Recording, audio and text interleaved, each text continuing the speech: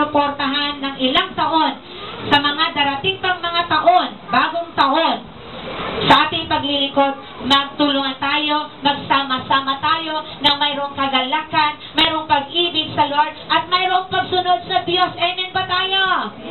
At pag tayo nagkaisa at nagkatulong-tulong, naniniwala ko ang gawain ito next year, dahil sa blessings ng Lord na ating pinangawakan, atin pong in-expect na ibibigay ng Panginoon, hindi lamang ito ang ating gawain, o hindi lamang ito ang bilang natin. Higit pa, sa second floor, meron tayong space pa sa second floor. Amen po tayo doon.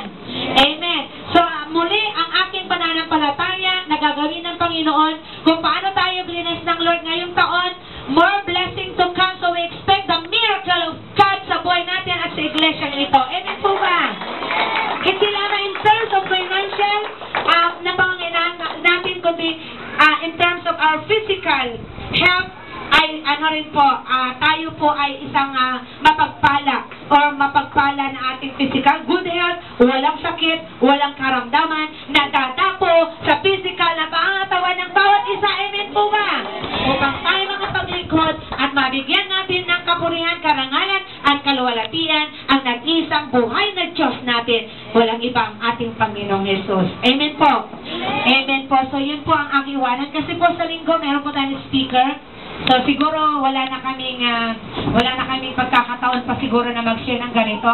Kaya sa linggo wag po kayo mawala at meron po tayong speaker. Hindi po kami, meron po tayong speaker na manggagaling sa Taiwan. Okay? So yun po ang gusto kong sa inyo, magpatuloy po tayo sa pagsuporta, pakipagtulungan at pagdalo ng ating pagtitipon. Amen ba tayo doon? Amen. So to God be the glory, honor, praise now and always. Amen.